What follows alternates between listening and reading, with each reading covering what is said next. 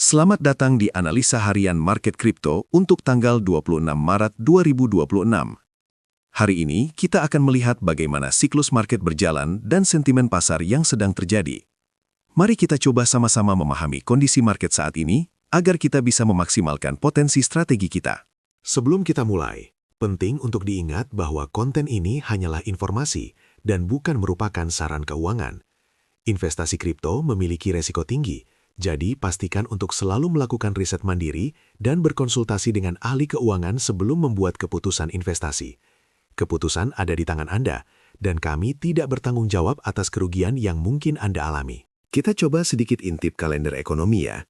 Pada tanggal 24 Maret lalu, ada rilis data PMI manufaktur dan jasa dari Jerman, Inggris, dan Amerika Serikat. PMI manufaktur Jerman masih di bawah 50, menunjukkan kontraksi. Sementara PMI jasa masih di atas 50, yang artinya ekspansi. Untuk Inggris dan Amerika Serikat, baik sektor manufaktur maupun jasa masih menunjukkan ekspansi, meskipun ada sedikit penurunan pada PMI manufaktur Amerika. Kemudian pada tanggal 25 Maret, Australia merilis data inflasi IHK bulanan dan tahunan. Angka inflasi tahunan berada di 3,8%, sesuai perkiraan. Inggris juga merilis data inflasi IHK tahunan yang bertahan di 3,0%. Hari ini, tanggal 26 Maret, ada rilis unemployment claims dari Amerika Serikat. Dan besok, tanggal 27 Maret, akan ada data retail sales bulanan dari Inggris yang diproyeksikan naik. Pergerakan data makro ini bisa jadi sentimen tambahan yang mempengaruhi pergerakan aset-aset berisiko, termasuk kripto. Kita berlanjut ke isu makro kripto yang pertama, yaitu sinyal dari Federal Reserve. The Fed mengisyaratkan potensi kenaikan suku bunga dalam pertemuan mendatang untuk memerangi inflasi yang sedang tinggi. Meskipun belum final, ini menunjukkan bahwa kebijakan moneter yang lebih ketat bisa segera terjadi.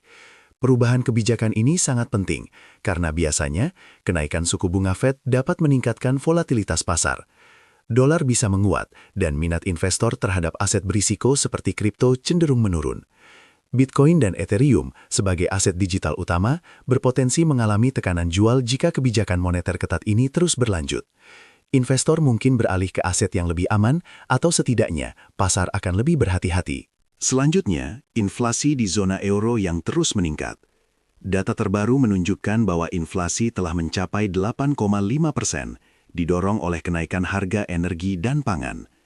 Angka ini melebihi ekspektasi dan menimbulkan kekhawatiran tentang tekanan inflasi yang berkelanjutan. Bank Sentral Eropa atau ECB yang sebelumnya berhati-hati mungkin akan terpaksa mempertimbangkan pengetatan kebijakan moneter lebih cepat dari yang diperkirakan untuk menekan inflasi.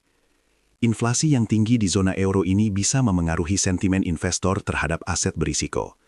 Lingkungan inflasi seperti ini seringkali memicu kekhawatiran akan pengetatan moneter yang dapat menyebabkan penurunan harga kripto karena investor mencari aset yang kurang sensitif terhadap inflasi atau perubahan kebijakan moneter.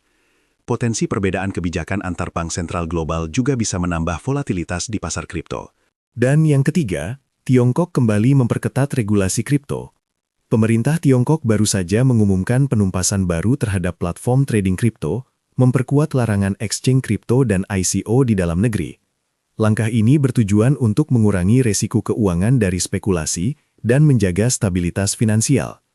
Ini mengikuti pembatasan-pembatasan sebelumnya, yang mengindikasikan sikap regulasi yang ketat terhadap mata uang digital di Tiongkok. Larangan trading kripto di Tiongkok dapat berdampak langsung pada pasar kripto global, mengingat pengaruh Tiongkok yang signifikan terhadap volume trading aset digital. Tindakan regulasi semacam ini seringkali menyebabkan penurunan tajam harga kripto, karena pasar bereaksi terhadap peningkatan resiko pengetatan regulasi di tempat lain.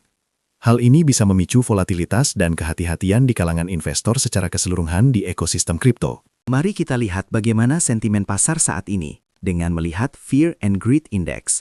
Hari ini, 26 Maret 2026, Fear and Greed Index berada di angka 35 yang masih dalam zona fear atau ketakutan. Jika kita bandingkan dengan kemarin, angkanya sama, yaitu 35. Minggu lalu, indeks berada di angka 30, juga di zona fear. Sementara bulan lalu, indeks menunjukkan extreme fear di angka 16. Ini menunjukkan bahwa meskipun ada sedikit peningkatan sentimen dari bulan lalu, pasar masih diliputi rasa takut.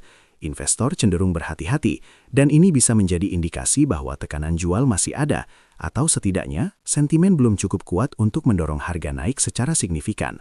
Perhatikan bagaimana kondisi ini bisa memengaruhi keputusan trading Anda. Kita coba bahas Pi Cycle Top Indicator. Indikator ini seringkali kita gunakan sebagai peringatan bahwa market sudah masuk fase akhir dari bull run. Sinyal Pi Cycle Top terbentuk ketika moving average 111 hari kali 2 melewati moving average 350 hari. Saat ini, moving average 111 hari kita berada di kisaran $81.055. Sedangkan, moving average 350 hari kali 2 ada di kisaran $196.609. Dengan kondisi ini, kita bisa melihat bahwa kedua garis moving average ini masih cukup jauh. Artinya, sinyal Pi Cycle Top belum terpicu, dan pasar berpotensi masih memiliki ruang untuk bergerak naik dalam jangka waktu yang lebih panjang. Indikator ini bisa menjadi pengingat penting untuk kita tidak terlalu euforia, tapi juga tidak terlalu panik jika belum ada sinyal konfirmasi. Sekarang kita beralih ke Puel Multiple. Indikator ini menghitung rasio nilai harian Bitcoin yang ditambang dalam dolar dibagi dengan nilai moving average 365 hari. Puel Multiple membantu kita mengidentifikasi periode di mana keuntungan penambang sangat tinggi atau sangat rendah. Saat ini, Puel Multiple kita berada di angka 0,801.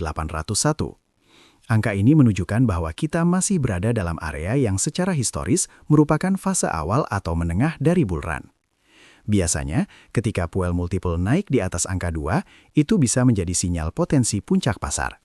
Dengan angka saat ini yang masih di bawah 2, kita bisa mengatakan bahwa tekanan jual dari penambang cenderung lebih rendah, dan market masih punya ruang untuk akumulasi atau kenaikan harga. Ini memberikan gambaran bahwa market belum terlalu panas dan masih dalam kondisi yang cukup sehat. Dari sekitar 30 indikator siklus pasar, mari kita soroti 3 yang paling relevan saat ini. Pertama, MVRV Z-Score. Angka saat ini ada di 0,55. Dengan target sinyal jual di 5. Ini menunjukkan bahwa harga Bitcoin belum mencapai area overvalued secara signifikan. Artinya, masih ada ruang untuk kenaikan sebelum kita mendekati potensi puncak siklus.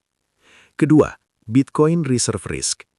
Indikator ini berada di 0,0014, dengan target sinyal jual di 0,005. Reserve Risk yang rendah menunjukkan kepercayaan tinggi para pemegang Bitcoin jangka panjang. Ini mengisyaratkan bahwa risiko untuk menjual masih rendah, dan investor besar belum melihat kondisi saat ini sebagai puncak. Terakhir, Bitcoin Net Unrealized PNL atau NUPL. Angka saat ini 23,00% dengan target sinyal jual di 70%. NUPL menunjukkan keuntungan atau kerugian yang belum direalisasikan oleh para pemegang Bitcoin. Angka di 23% mengindikasikan bahwa sebagian besar investor masih dalam keuntungan, namun belum mencapai tingkat keuntungan euforia yang biasa terjadi di puncak pasar.